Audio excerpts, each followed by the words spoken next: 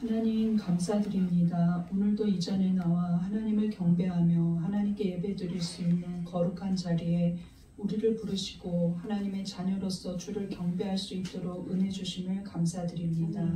지난 설을 통하여서 또 하나님께서 우리 성도들에게 친지와 친척들에게 복음을 증거할 수 있는 시간을 주심을 감사드립니다. 어느 곳에 있든지 우리가 구원받았다는 그 은혜를 감동하며 전하는 자들 되게 하여 주시옵소서. 하나님, 이 시간에 종말에 대해서 예수 그리스도의 종말론을 전합니다. 모든 성도들이 그때 우리가 누릴 영광을 바라보게 하여 주시고 어찌하든지 복음을 전할 수 있는 뜨거운 은혜를 허락하여 주시어서 이 복음이 얼마나 값진 은혜인지를 깨닫는 시간 되게 하여 주시고 온몸이 기가 되어 듣게 하시며 진리를 사랑하며 진리 안에서 살아갈 수 있도록 결단하게 하여 주시옵소서. 예수님 이름으로 기도드립니다. 지난주에 이어서 종말론을 계속 전합니다. 예수님이 설명하신, 설교하신 종말론 제자 양육의 부분입니다. 말씀 제목을 한번 읽어보겠습니다. 시작. 믿는 자와 불신자의 다른 종말. 네, 믿는 자와 불신자는 가는 길 자체가 다르죠. 예수님이 말씀하실 때 뭐라고 말씀하셨냐면 불신자들은 넓은 길로 갈 것이다. 그런데 이상하게도 믿는 자 중에서도 넓은 길로만 가는 그런 사람들도 있겠죠. 그런데 그 넓은 길로 가는 끝에는 멸망의 길이라고 했어요. 멸망의 길은 무엇이냐? 지옥을 말하는 겁니다. 그런데 그 길은 아주 넓고 편안해서 많은 자들이 찾아갈 것이다. 그런데 좁은 길은 협착하고 좁고 고난의 길이라서 찾는 자가 심히 적음이라 하고 예수님은 말씀하셨습니다. 그런데 그 길을 가다 보면 그 끝에는 영생의 길이라고 말씀하셨어요. 그러니 우리가 오늘 아주 대조적으로 말씀을 예수님이 전하시고 있는데 믿는 자와 불신자는 다른 종말을 갖게 된다는 겁니다. 미리 말씀드린 것처럼 영생이냐 아니면 멸망이냐를 말씀하고 있는 거예요. 그런데 이것이 종말의 부분에 봐서도 똑같습니다. 우리가 지난주에 종말론을 시작했는데 예수님이 십자가 지기 전 3일 전에 이 말씀을 하신 거를 지난주에 말씀드렸어요. 그러니까 6월절 그 주에 금요일날 십자가를 지셨는데 화요일날 설교한 부분입니다. 그러니까 얼마나 중요한 얘기를 예수님이 하셨는지 우리가 알 수 있습니다.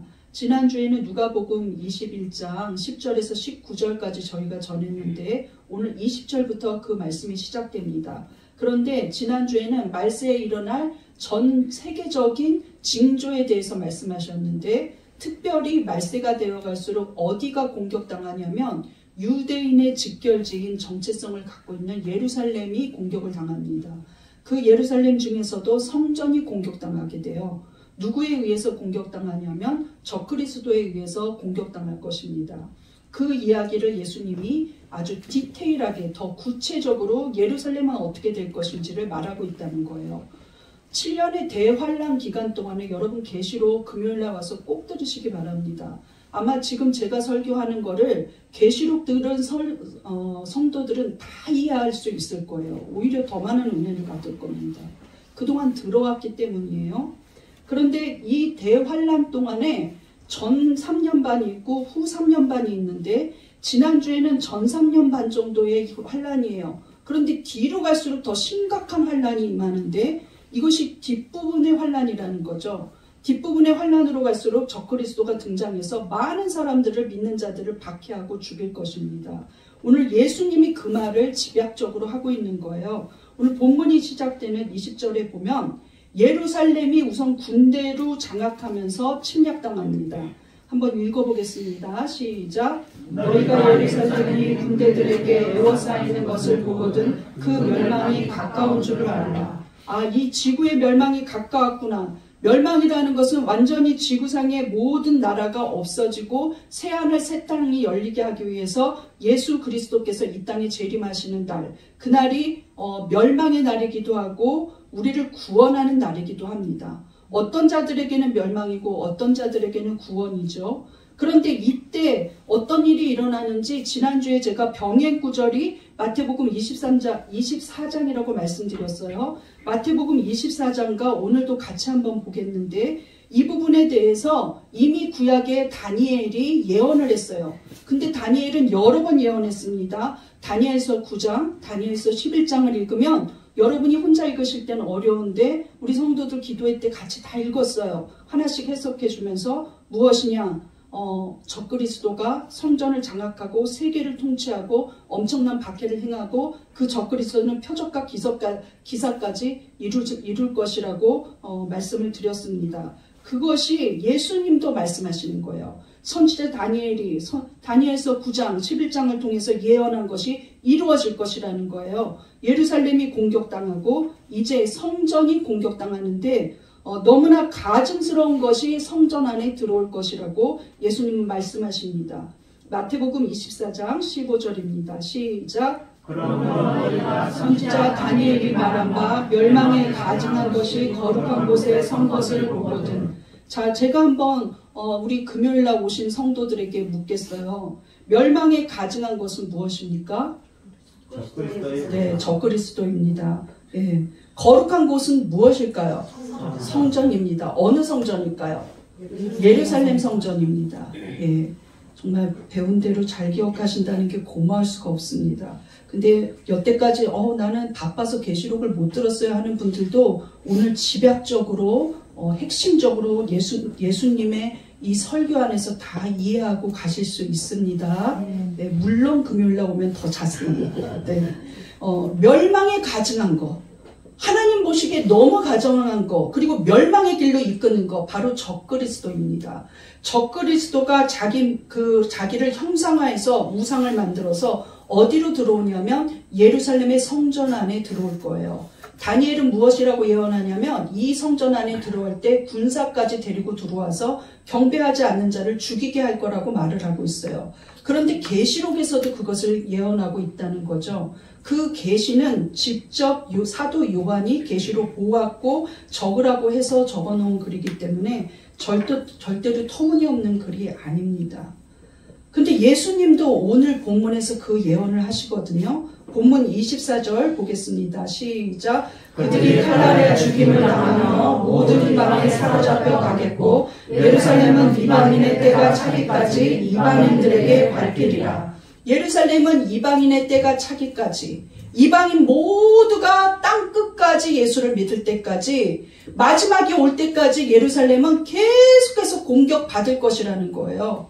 그 예루살렘이 어디입니까? 예수님 십자가에 못 박히신 구원을 이룬 땅이에요. 지구상에서 가장 아름답고 가장 위대한 일이 일어난 곳입니다. 그리고 마지막 때가 되면 계시록에 말한 바에 의하면 유대인들이 마지막 복음 증거에 큰 일을 해낼 거예요. 수많은 유대인들이 순교를 하면서 복음을 전할 겁니다. 그 집약지가 어디냐면 예루살렘이에요. 그래서 적그리스도는 그 예루살렘을 타겟으로 삼아서 계속 공격합니다. 그런데 다니엘이 예언한 이후부터 지금까지도 그리고 앞으로도 그리고 미래의 대환란에는 더 심하게 예루살렘은 공격당합니다. 선지자 다니엘이 예언한 이후에 400년이 흘러서 어떤 일이 일어났냐면 BC 예수님 오시기 전 168년이에요. 시리아의 왕 안티오쿠스가 예루살렘을 들어옵니다. 안티오쿠스 에피파네스예요. 정확한 이름은. 이 안티오쿠스 왕이 들어와서 예루살렘을 점령해요. 그리고 예루살렘 성전에 제우스 신상을 갖다 놓고 섬기게 합니다. 그때 유대인들이 너무 많이 통곡하면서 울고 죽어나갔어요. 그러한 일들이 다니엘이 예언한 것이 이루어졌다는 것이죠. 그런데 예수님이 저 예루살렘 성 하나도 도리에 돌도 남기지 않고 없어질 것이다 하고 지난주에 제가 말씀드린 본문이 있었습니다. 그런데 그 예언이 지난 후 예언을 한 후 40년 후에 AD 70년에 로마의 티토스 장군이 예루살렘을 공격해요. 그리고 일부러 성전을 완전히 파괴시킵니다. 그리고 그 예루살렘 성전은 지금 2025년에 없어요. 그 성전 자리에는 이슬람 사원이 들어서 있어요. 이 이슬람권하고 유대인들이 싸우지 않는 한 저 성전의 자리를 다시 되찾을 수가 없다는 것이죠. 그래서 언젠가는 그 성전이 다시 세워지고 그 성전에서 적그리스도가 영광을 받는 날이 올 것이라는 말을 하고 있다는 것입니다. 한번 계시록을 한번 볼 필요가 있는데 계시록에서는 여러 상징이 나오는데요. 특히 적그리스도에 대해서 왜 적그리스도라 그러냐면 그리스도를 대적하기 때문에 우리가 그 사람 이름이 적그리스도가 아니고 그리스도를 대적하기 때문에 누가 될지 모르지만 적그리스도라고 우리가 상징적으로 그 이름을 호칭을 부르는 거예요. 그런데 계시록에서는 그 적그리스도를 무엇으로 상징하고 있냐면 짐승이라고 상징하고 있고 사탄은 용으로 상징하고 있어요. 그런데 오늘 짐승이라는 말이 나오면 적그리스도인지 알고 읽으시면 됩니다. 계시록 13장 6절로 가보겠습니다. 13장 6절이요.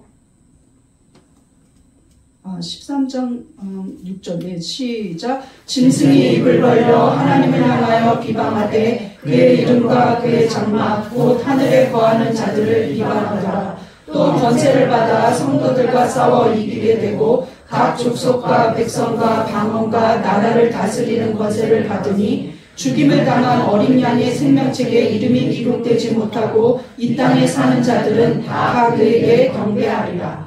누가 경배하고 있냐면 어린 양의 생명책에 기록되지 못한 자. 어린 양은 누구입니까? 6월절 예수님이 자기가 스스로가 어린 양이 되어서 희생제물이 되었습니다. 모든 죄를 짊어지고 우리를 구원하시기 위해서 자기의 생명을 드렸어요. 원래는 어린 양을 잡아 죽여야 하는데 예수님 자체가 어린 양이 되어서 십자가에 달려 돌아가셨습니다. 그 예수님이 들고 있는 우편의 책을 들고 있다고 계시록에 나오거든요. 그 책에 사람의 이름을 적어놨어요. 누구를? 예수 믿는 자들을. 자기의 피로 구원받은 자들, 죄사함 받은 자들, 김가리 이렇게 적어놨다는 말이죠.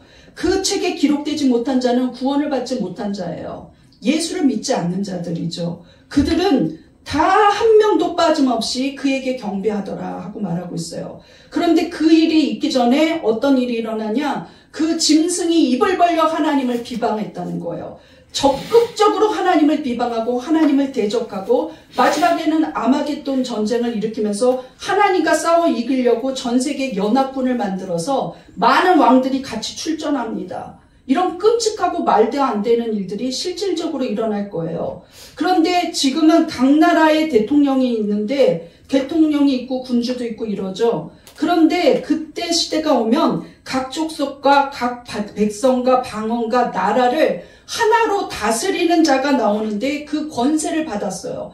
전 세계를 통합하여 다스리는 권세자가 누구냐? 바로 입을 벌려 하나님을 비방했던 적그리스도라는 거예요. 그 적그리스도는 예루살렘에 성전을 세워서 자 봐라 나를 경배하라 하고 마치 다니엘이 어떤 걸 겪었습니까?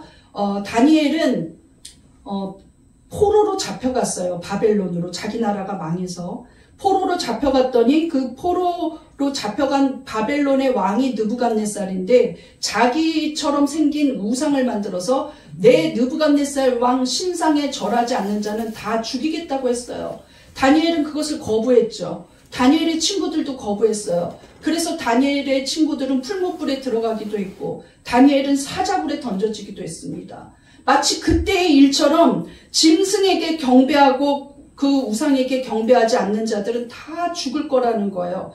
다시 한번 계시록 13장 15절을 보겠습니다. 시작. 그가 권세를 받아 그 짐승의 우상에게 생기를 주어 그 짐승의 우상이 말을 하게 하고 또 짐승의 우상에게 경배하지 아니하는 자는 몇이든지 다 죽이게 하더라.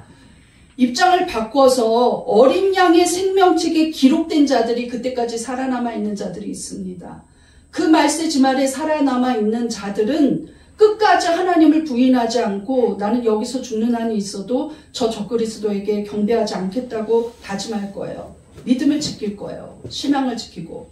그런 자들은 몇이 됐든지 만이 됐든 10만이 됐든 100만이 됐든 억이 됐든 죽인다는 거예요.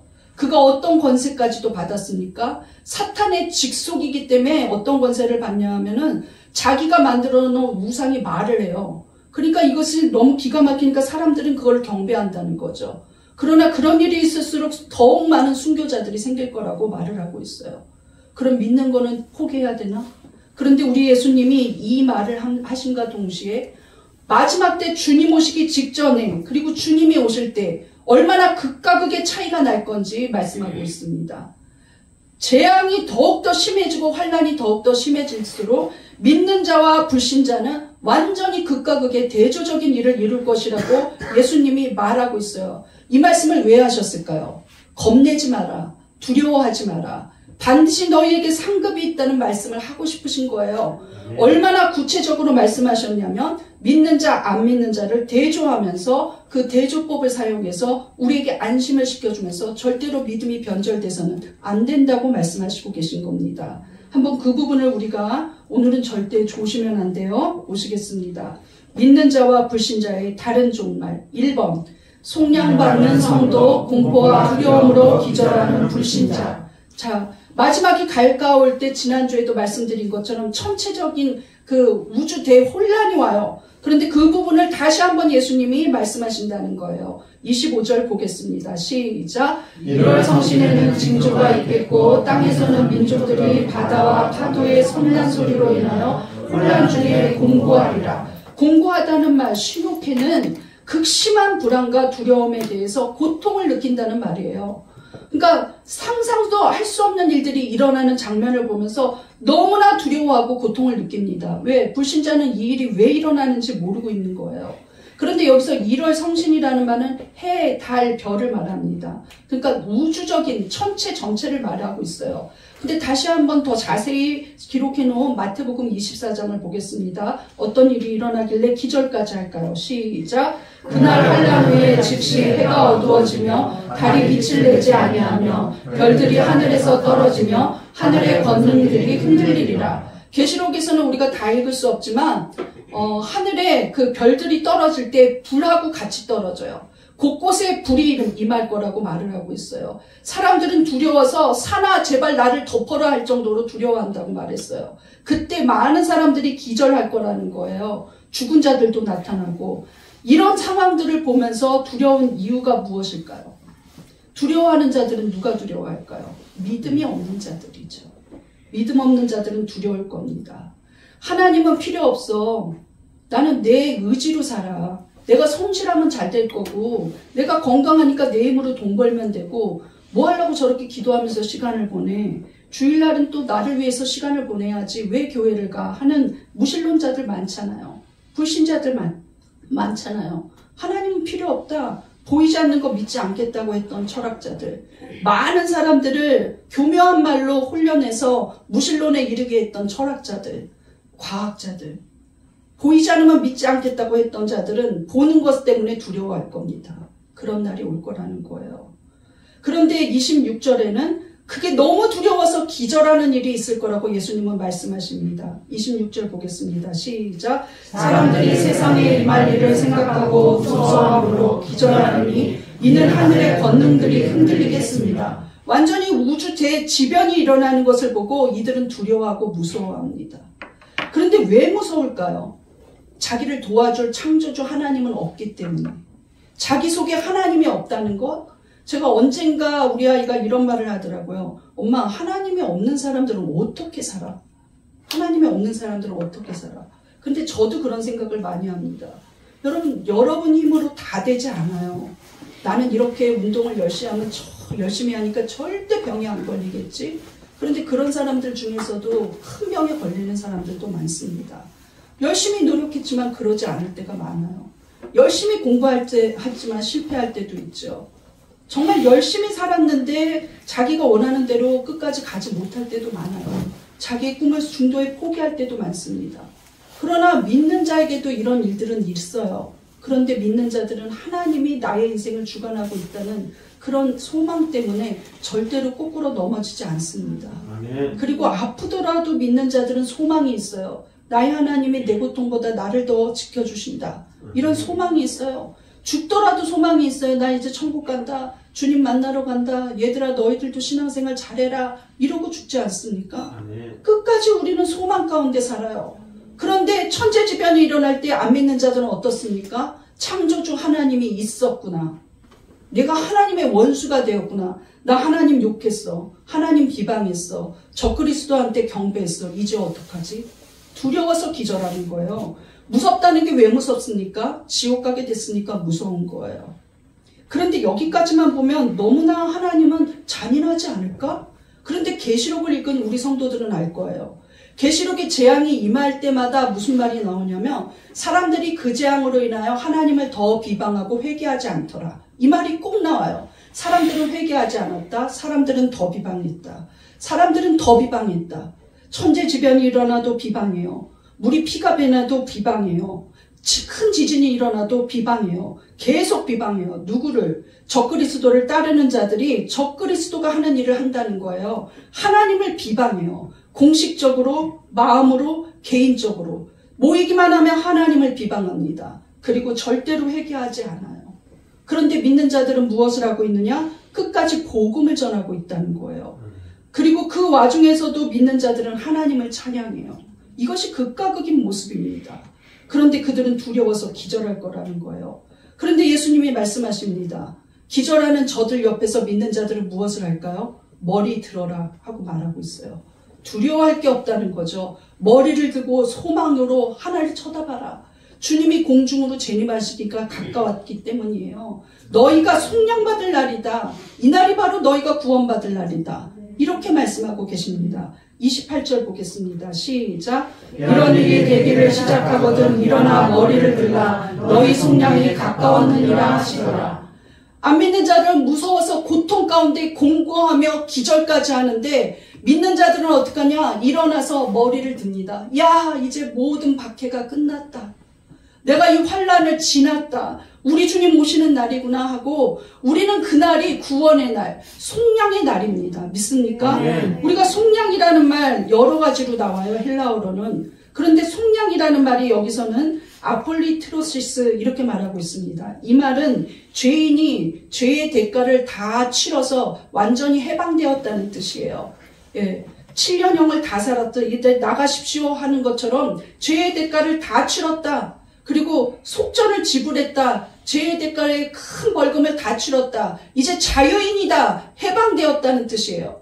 우리가 짊어지고 있던 그 여전히 죄성 있는 모든 것들을 다 버리고 의롭게 되었다는 거예요. 완전히 거룩한 하나님의 신부로 바뀌었다는 거예요. 그래서 너무 기쁜 날이라는 거죠. 이것이 무엇으로부터 구원받았느냐? 이 구원이 두 가지를 의미해요. 첫 번째는 영적인 구원이에요. 내 영혼이 구원받아 이제 예수 그리스도가 오셨으니 우리 영혼이 구원받아서 영원한 하늘나라에서 예수 그리스도와 함께 살게 되었다는 영혼의 구원입니다. 두 번째는 무슨 구원이냐? 이 환난으로부터의 구원이에요. 수많은 계시록에 보면 순교자들도 하늘에서 기도합니다. 우리의 핏값을 언제 갚아주시렵니까? 하고 하나님 앞에 기도해요. 그리고 남아있는 자들이 기도해요. 이 기도가 이루어지는 날이 바로 이 날이기 때문에 오히려 일어납니다. 그리고 머리를 들면서 영적인 환희와 기쁨에 하나님 맞을 준비를 한다는 거예요. 예수 그리스도를 신랑으로 맞을 준비를 한다는 것이죠. 얼마나 극과 극의 대조를 이룹니까?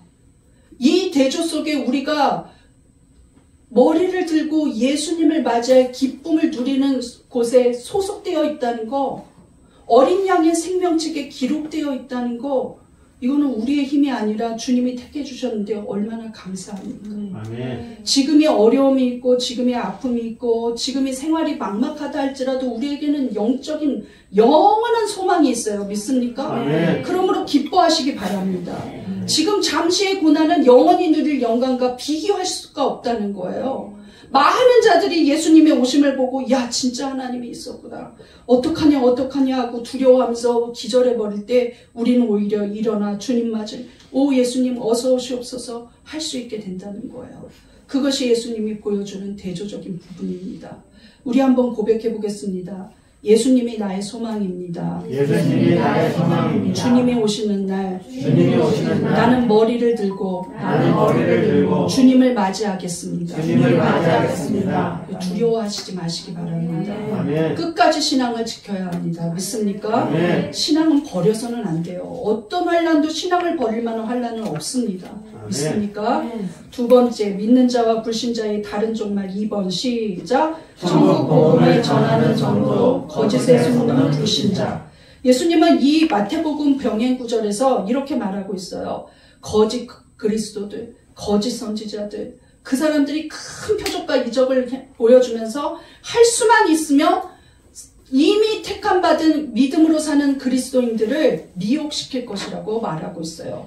마태복음 24장 23절입니다. 시작. 그때 사람이 너에게 말하되 보라 그리스도가 여기 있다 혹은 저기 있다 하여도 믿지 말라. 거짓 그리스도들과 거짓 선지자들이 일어나 표적과 기사를 보여 할 수만 있으면 택하신 자들도 미혹하리라. 마귀에는 끝까지 성도들을 미혹하려고 합니다. 그래서 누구를 통해서 일을 하냐면 거짓 그리스도들. 여기가 예수다, 여기가 교주다 이러면서 이단들이 나올 거예요.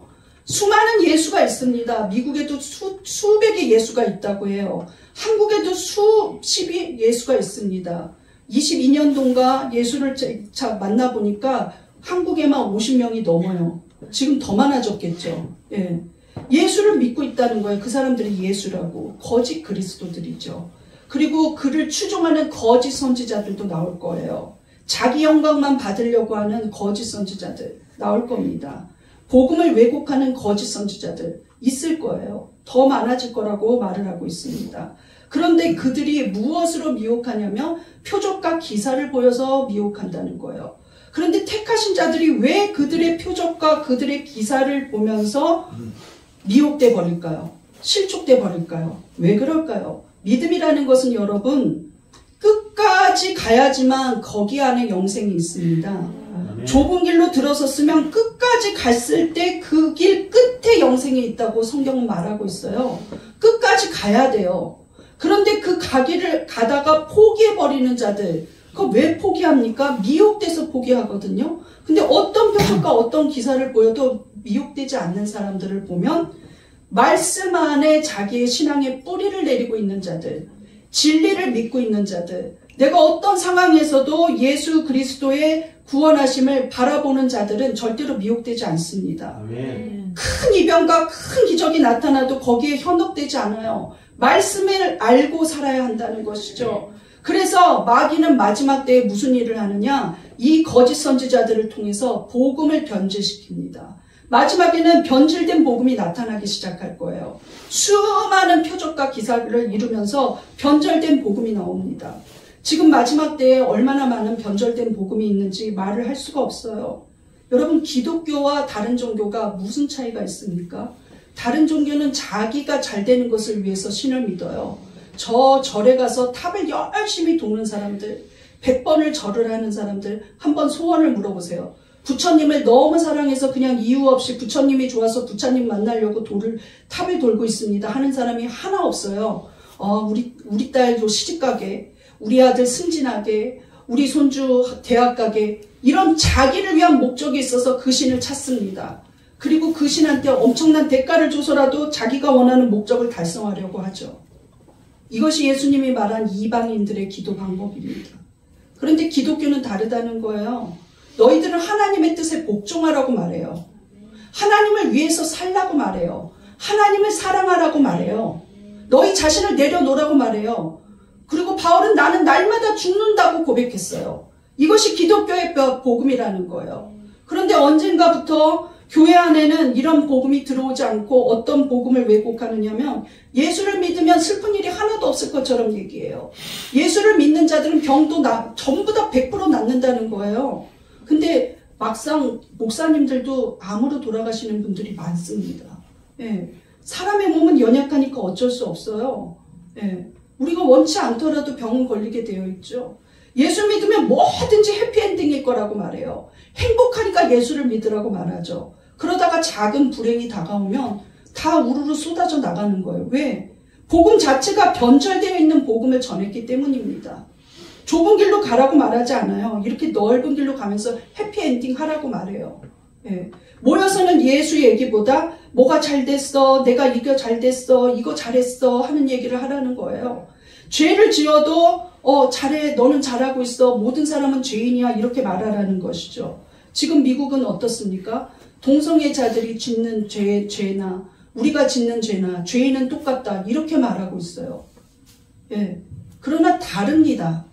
절대적으로 그것이 죄이고 다르다는 거예요. 동성애자들이 교회에 들어오기 시작하면 수많은 사람들이 음란죄에 빠질 거예요.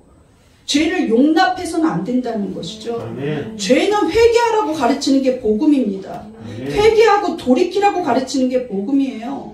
그런데 언젠가부터 교회에서는 힘들지 마세요. 마음 아프지 마세요. 당신들은 편하게 있어야 합니다. 당신들은 행복해야만 돼요. 그런데 우리 주님은 뭐라고 말씀하셨을까요? 우리 주님은 좁은 길로 걸어가고 의를 사모하라고 말하고 거룩하게 살라고 말해요. 우물가의 여인을 만났을 때도 그 우물가의 여인의 가장 큰 죄는 음란죄입니다. 남의 남편을 데리고 불륜을 저지르고 있어요. 그때 원어로 보면 예수님이 이렇게 말합니다. 네가 가서 남편을 불러서 데리고 나한테 와라. 이렇게 말하고 있어요. 왜? 너는 그 죄를 회개해야만 한다는 것이죠. 청산해야만 한다는 거예요.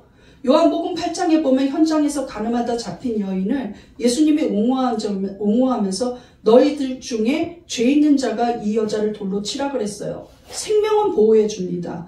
많은 사람들이 다 물러갔어요. 나도 죄인인데 하면서 물러갔어요. 이제 이 여자와 예수님 단 둘이 있습니다. 그때 예수님이 나도 너를 정죄하지는 않는다. 그런데 예수님이 뭐라 그랬습니까? 다시는 그 죄를 짓지 말라. 만약 그 여자가 예수님한테도 정죄받지 않았는데 하고 계속해서 간음을 하겠다면 용서받지 못하는 거예요, 여러분. 예. 구원받지 못하는 거예요. 예수님을 1대1로 만났어도 구원받지 못한다는 것이죠. 예. 여러분, 정말로 우리가 복음의 변질은 위험한 겁니다. 여러분이 듣기에는 되게 좋은 목사님 같고 여러분이 듣기에는 진짜 선지자 같아도 자기 영광만 받으려고 하고 복음을 변질시키면 잘못된 복음이라는 거예요. 그런데 그것이 점점 늘어나고 있다는 것이죠. 우리가 지금 종말을 하고 있는데 종말론의 집약적인 책은 성경 66권 중에 당연히 계시록입니다. 그런데 계시록에서는 끝까지 이기는 자, 끝까지 견디는 자, 이기는 자가 상 받을 것이다. 고난을 이기는 자, 박해를 이기는 자, 고통을 이기는 자는 상을 받을 것이라고 22번이나 기록하고 있다는 거예요. 이겨내라는 것이죠. 이겨내야 한다는 건 무슨 말입니까? 무엇을 전제로 하고 있을까요? 고난과 박해가 있을 것을 전제로 하고 있다는 것이죠. 그것을 부인하지 않는다는 거예요. 마지막에 징조에 대해서 디모데후서에는 이렇게 말하고 있습니다. 디모데후서 4장 2절 시작. 때가 이르리니 사람이 바른 교훈을 받지 아니하며 또 그 귀에서 진리를 돌이켜 허탄한 이야기를 따르리라. 그러나 너는 모든 일에 신중하여 고난을 받으며 전도자의 일을 하며 내 직무를 다하라. 허탄한 이야기를 따른다는 거예요. 말도 안 되는 이단을 믿고 말도 안 되는 그 왜곡된 변절된 복음을 믿는다는 것이죠. 듣기에 좋고 그게 편하니까요. 그건 넓은 길이니까. 그런데 그 전에 무슨 일이 일어납니까? 사람들은 진리에서 돌이켜요. 진리에는 귀를 담지 않아요. 진리는 따르지 않겠다는 것이죠. 11조 낼 필요가 없다고 말하는 유튜버들이 너무나 많이 나오고 그것이 좋으니까 그 사람 말을 듣다가 이단에 빠집니다. 예. 안식일을 꼭 교회 가서 지키지 않아도 된다고 말하는 것에 현혹되어서 그냥 영상으로만 계속 그냥 특별한 이유가 있을 때도 있죠. 나오지 못할 만한 사정이 있을 때는 어쩔 수 없지만 그냥 허구한 날 몇 년째 영상으로 예배드리면서 나 예수 믿고 있다고 그렇게 말해요. 그 자기 위로 아닙니까? 정말 예수를 믿으면 왜 거기 앉아서 영상으로 보고 있습니까? 교회 나온다고 박해하는 시절도 아닌데요, 지금은. 예. 그러면서 자기는 언젠가는 자기는 열심히 믿을 수 있다고. 자기 자신이 자기가 신이에요. 허탄한 이야기는 굉장히 따릅니다. 그런데 그 길을 진리에서는 돌이켜버렸기 때문에 허탄한 이야기가 쏙쏙 들어오는 거예요. 그런데 여러분 진리를 믿고 말씀 안에 서서 말씀의 뿌리를 내리고 있는 사람들은 그 얘기를 들을 때 허탄해 보여요. 야, 저런 황당한 얘기를 믿나? 저런 말도 안 되는 소리를 믿나? 누가 믿는 거야? 이런 생각이 든다는 거예요. 왜?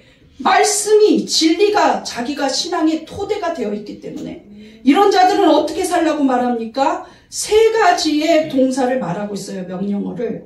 우리 한번 파란 글씨 읽어보겠습니다. 시작. 고난을 받으며 전도자의 일을 하며 내 직무를 다하라. 이것이 어디가 넓은 글입니까? 고난 받아라. 허탄한 거 따르지 말고 고난 그냥 받아라. 모든 일에 신중하라는 거예요. 모든 일에 신중하고 고난을 받으라는 거예요. 내가 어떻게 하면 재빠르게 편한 길로 갈까 하지 말고 신중하게 기도하면서 고난 받으라는 거. 고난 선택해라. 예수를 위한 고난은 선택해야 합니다. 그리고 전도자 일을 여전히 하라는 거예요. 아무리 박해가 있어도 복음 전하라는 거예요. 어떠한 상황이 있어도 복음 전하는 거예요. 특히 너의 직무를 다하라는 거예요. 네가 어떠한 환난에 있다 할지라도 넌 직무 다해야 된다. 진리를 알고 있는 사람들은 이 일을 한다는 것이죠. 그런데 사람들이 보기에는 왜 저렇게 힘들게 예수 믿고 별나게 믿을까 하는 말을 한다는 거예요. 왜 저렇게 죄만 있으면 동창회에 가면 예수 얘기만 해가지고 분위기를 흐릴까? 왜 이렇게 죄만 만나면 내가 힘들다고 얘기할 때 그러니까 우리 기도하자. 그러니까 예수 믿자. 왜 저렇게 저 집사님은 왜 이렇게 나보고 기도하자 그럴까? 왜 저렇게 저 권사님은 예수 믿으니 정말로 우리가 구원을 받았으니 우리가 다른 데 가서 전도하자 할까? 왜 이렇게 기도회를 나오라고 할까? 왜 저 목사님은 맨날 힘든 일을 하라고 할까? 여러분 우리가 이런 얘기할 때 박해받고 요거도 먹고 그럽니다. 그런데 이 일을 할 때 우리에게 상이 크다고 예수님이 말씀하셨어요. 여러분 큰 상급이 기다리고 있다는 거예요.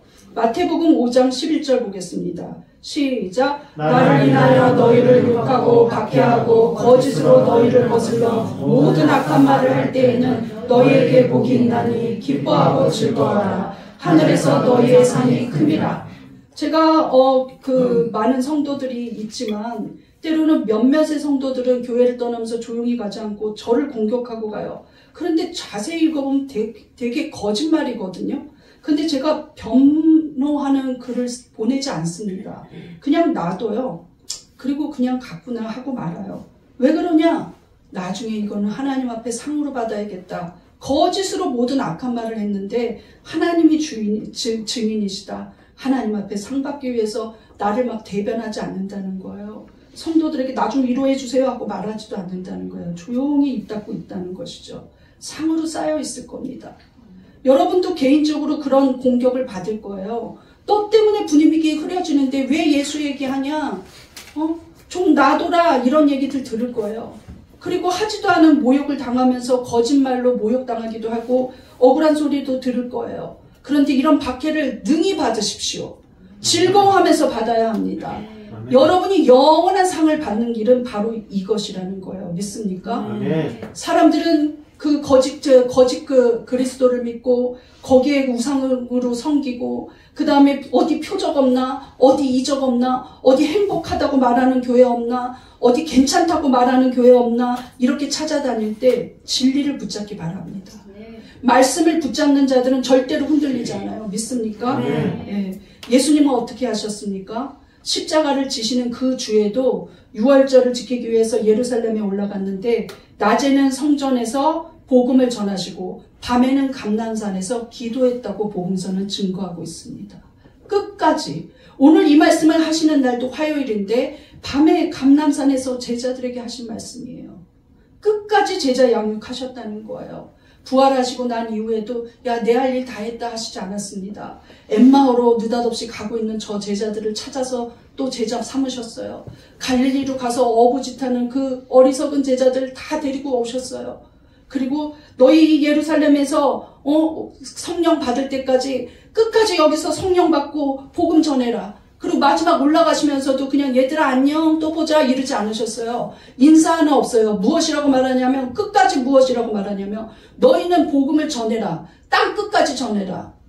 예루살렘과 온유대와 사마리아 땅 끝까지 가라. 내 증인이 되라. 가서 제자를 삼으라고 말씀하셨다는 거예요. 하늘로 올라가면서도. 그것이 우리 주님의 말씀입니다. 그러므로 우리가 그 말씀, 그 명령 따라야 해요. 믿습니까? 우리 한번 고백해 보겠습니다. 나의 신앙은 진리를 왜곡하지 않는 신앙입니다. 나는 진리를 붙잡았습니다. 예수님이 진리입니다. 예수를 전하겠습니다. 여러분, 작년에 성경 일동 못했다면 올해는 제발 좀 성경을 읽으십시오. 그리고 성경을 알아야 합니다. 이해해야 해요. 그러므로 기도에 나와서 성경을 같이 읽으면서 하나하나 해석하는 그 성경을 읽으면서 같이 성경을 알아가야 돼요. 열심으로 알아가야 합니다. 바울은 어떻게 했습니까? 두란노 교회를 세워놓고 두란노 서원에서 2년이나 날마다 아침부터 저녁까지 성경을 가르쳤어요. 그 일을 했다는 거예요. 여러분 말씀을 사모하고 말씀의 뿌리 내리시기 바랍니다. 마지막 세 번째, 믿는 자와 불신자의 다른 종말. 3번 시작. 들림받는 성도, 버려지는 불신자. 이것이 가장 비극과 행복이 나타나는 가장 큰 대조예요. 오늘의 말씀의 가장 하이라이트라는 거죠. 들림받는 성도와 버려지는 불신자가 있을 거라는 거예요. 대환란의 마지막, 우리 주님이 이 땅에 처음 오실 때, 성육신으로 오실 때는 어떻겠습니까? 너무도 초라했어요. 아무도 예수님이 응애하고 오는 것을 아무도 몰랐죠. 동방박사 셋, 그 다음에 어디서 목동이라고 있는 목자들, 그리고 당사자인 마리아와 요셉, 이렇게만 알았다는 거예요. 초라한 모습으로 예루살렘의 베들레헴의 한 마구간에서 태어나셨습니다. 누울 곳도 없어서 마구간에 양식 놓아놓는 그 말구유에 그냥 누워 계셨어요. 그런데 예수님 다시 오실 때 초라하게 오겠습니까? 아니요. 살아계신 예수님이 다시 오실 때 영광의 주로 완벽한 이 땅을 통치하는 왕으로 재림하실 것입니다. 믿습니까? 그런데 많은 믿는 자들은 그것을 환영할 거예요. 야, 이제 진짜 환란이 끝나고 우리 주님 오셨다.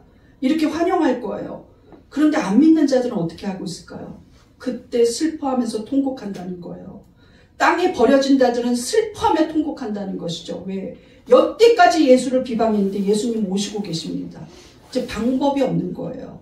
난 이제 지옥 가는구나. 그제서야 알겠죠. 예, 그것을 예수님이 스스로 말하고 있습니다. 마태복음 24장 30절 시작. 그때 인자의 징조가 하늘에서 보이겠고 그 딸의 땅의 모든 족속들이 통곡하며 그들이 인자가 구름을 타고 능력과 큰 영광으로 오는 것을 보시라. 우리 주님 처음 오실 때처럼 초라하게 안 옵니다. 인자가, 즉 예수님이 구름을 타고 능력과 큰 영광으로 오는 것을 많은 자들이 볼 거예요. 공간을 초월해서 봅니다. 시공간을 초월해서 볼 거예요. 방 안에 있는 자도 예수님 구름 타고 오시는 걸 봅니다. 공원에 있는 자도 예수님 구름 타고 오는 걸 봐요. 아프리카에 있는 자도, 호주에 있는 자도, 밀림에 있는 자도, 바다에 있는 자도, 산에 있는 자도 모두가 예수 오심을 보게 될 겁니다. 그거 믿는 자에게만 보이나? 불신자도 보기 때문에 너무나 두려워서 통곡한다는 거예요. 이때 예수님은 자기의 택한 백성들을 모으기 시작합니다. 31절 보겠습니다. 시작. 그가 큰 나팔 소리와 함께 천사들을 보내리니 그들이 그의 택하신 자들을 하늘 이 끝에서 저 끝까지 사방에서 모으리라.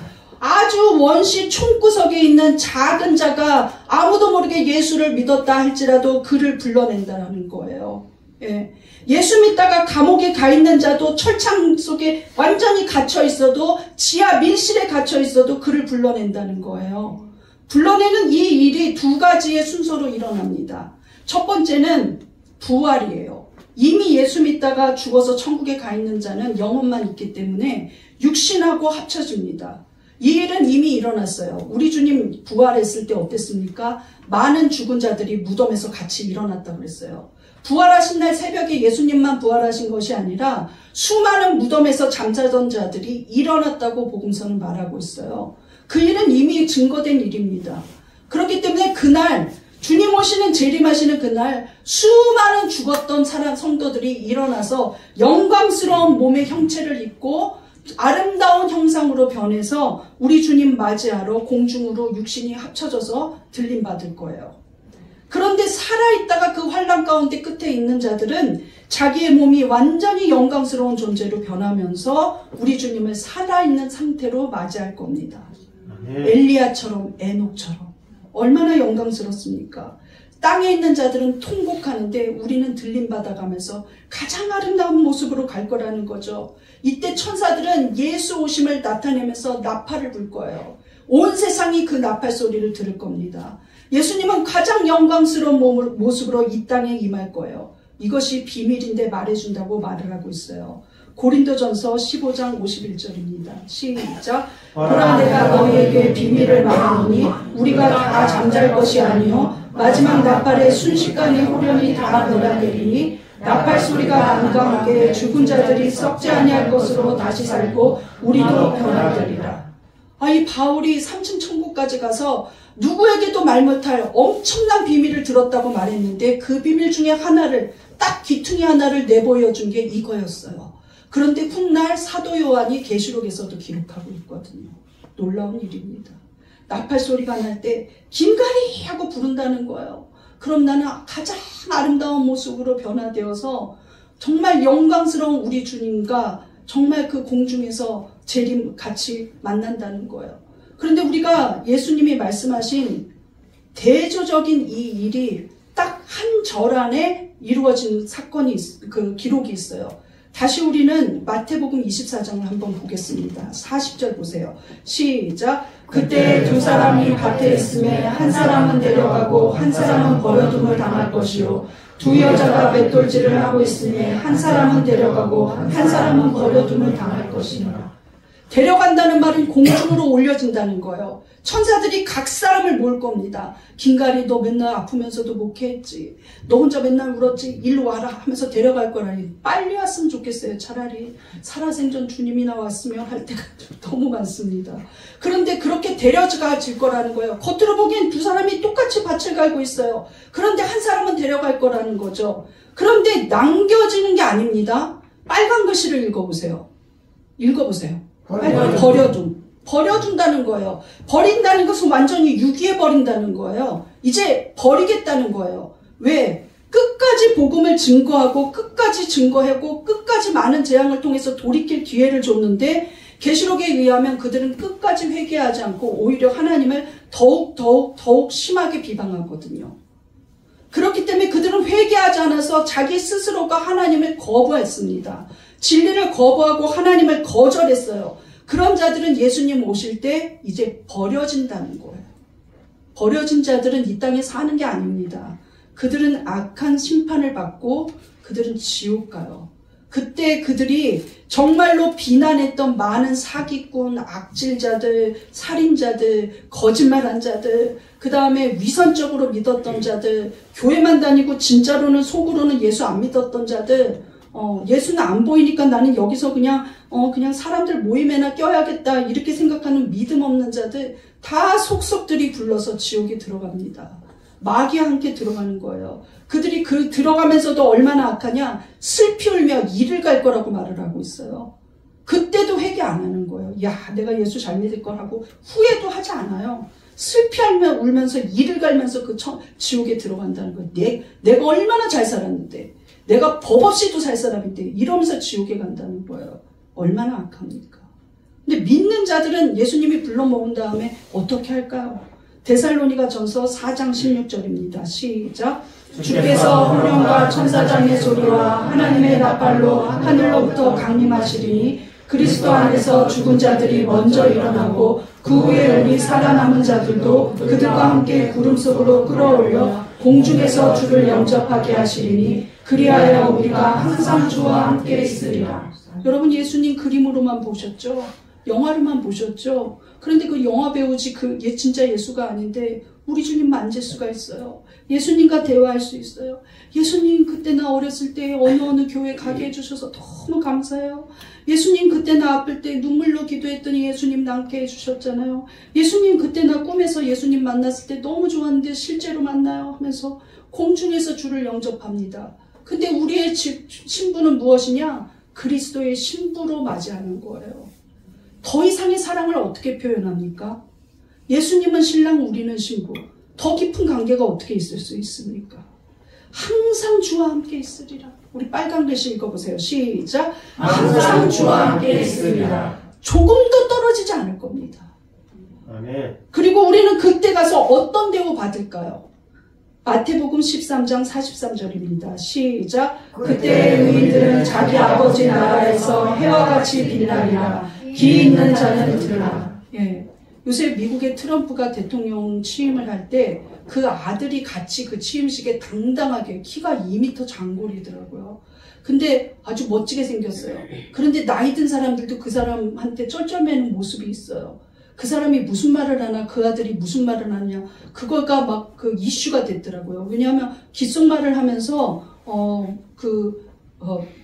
전 대통령한테 말했는데 전 대통령 얼굴이 조금 기분 상한 표정을 지었더니 저 사람이 저 아들이 무슨 말을 했나, 트럼프의 아들이 무슨 말을 했나, 이거를 막 이렇게 글 읽는 사람들 있잖아요. 구음을 읽는 사람들까지 초대하면서 막 그거 한마디를 알려고.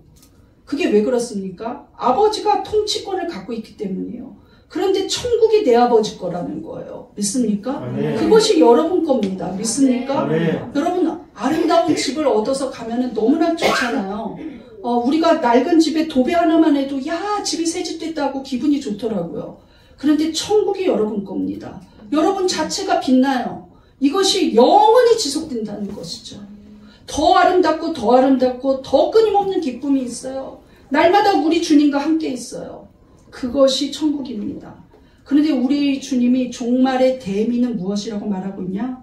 깨어있으라. 이런 거 줄 테니 깨어있으라. 이 영광을 줄 테니 깨어있으라. 왜?